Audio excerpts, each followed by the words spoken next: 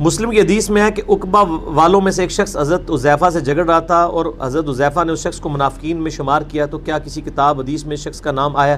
واللہ عالم جی۔ صحیح مسلم میں 7035 نمبر حدیث ہے کہ نبی علیہ السلام نے فرمایا کہ میرے اصحاب میں 12 منافقین ہیں، وہ اس وقت تک جنت میں داخل نہیں ہوں گے جب تک کہ اونٹ سوئی کے ناکے سے گزر نہ جائے۔ جیسے امپاسبل ہے، جیسے قرآن میں بھی ہے سورۃ الاعراف میں کہ کافر جنت میں داخل نہیں ہوں گے یہاں تک کہ سوئی کے ناکے میں سے اونٹ نہ گزرے، یہ عرب کا محاورہ تھا۔ تو وہ منافقین کے نام حذیفہ ابن یمان کو نبی علیہ السلام نے بتایا۔ مسئلہ 96 ہے میرا، عظمت صحابہ، رد المنافقین اور سنی شیعہ کے اختلاف کا تحقیقی جائزہ۔ حذیفہ ابن یمان نے امت تک وہ نام نہیں پہنچائے، اس لیے کہ نبی علیہ السلام نے منع فرمایا تھا، اور ظاہر ہے اس سے پھر ایک بڑا مسئلہ بھی کھڑا ہو سکتا تھا۔ بہرحال ایک اشارہ انہوں نے دے دیا تھا۔ حضرت علی کی خلافت اسٹیبلش ہونے سے 40 دن پہلے وہ فوت ہوئے، انہوں نے مرتے وقت اپنے بیٹے کو نصیحت کی تھی کہ میرے بعد جب تم اختلاف دیکھو، ان کے بیٹے کا نام تھا محمد بن حذیفہ، تو تم نے ہر مسئلے میں حضرت علی کے ساتھ رہنا ہے۔ تو اگلی گل تسی آپ سمجھ جاؤ، ٹھیک ہے جی۔ باقی میرا واقعہ کربلا والا پڑھنا۔ عمار بن یاسر نے جن 12 منافقین کا ذکر کیا ان کے بارے میں فرمایا کہ ان کی موت ایک پھوڑے کی وجہ سے ہوگی۔ کیا تاریخ اسلام میں ان اشخاص کا ذکر ملتا ہے جو اس بیماری او توڑا پلا ہو جائے؟ ایک کیڑا ڈاڈا بندہ ہو جنہیں نے سوال لکھا ہے، ٹھیک ہے جی۔ ہاں جی، اس میں کئی ایسے ہیں جو اسی پھوڑے سے مرے ہوئے ہیں، لیکن اس طرح ہم ڈیفینیٹلی فیصلہ نہیں کر سکتے، اس لیے کہ نبی علیہ السلام نے خوارج کی نشانی بیان کی ہے کہ وہ ٹینڈ کروائیں گے، گنج۔ اب اس کا یہ مطلب نہیں کہ جو بھی گنج کروائے، یعنی سر کے بال ریموو کروائے، وہ خارجی ہوگا، کیونکہ مولا علی علیہ السلام خود بھی گنج کرواتے تھے۔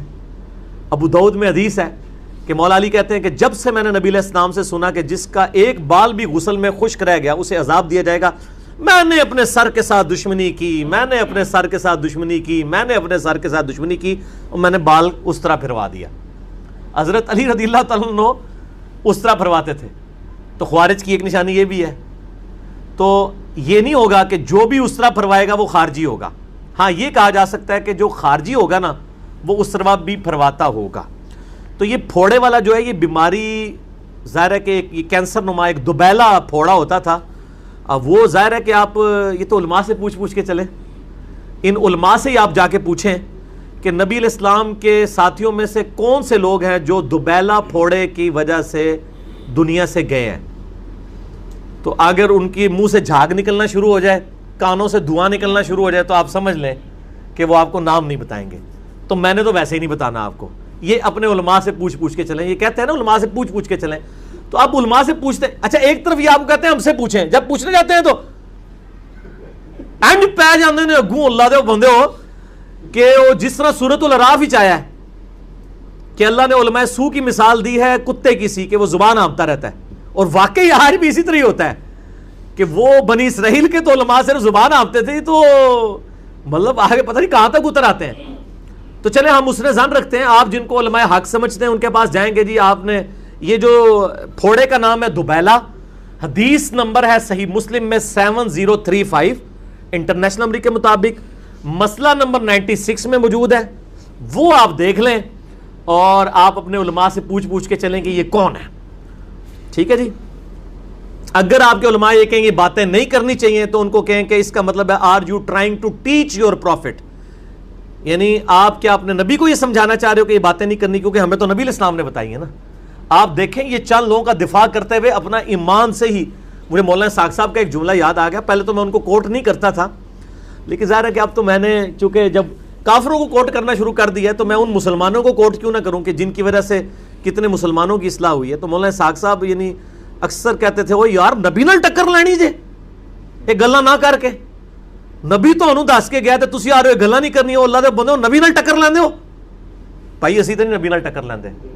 اگر نبی علیہ السلام نے فرمایا ہے کہ جی میری بیوی پر ہوب کے کتے بھونکیں گے، تو نبی علیہ السلام کو اپنی بیوی کی عزت ہم سے زیادہ پیاری ہے۔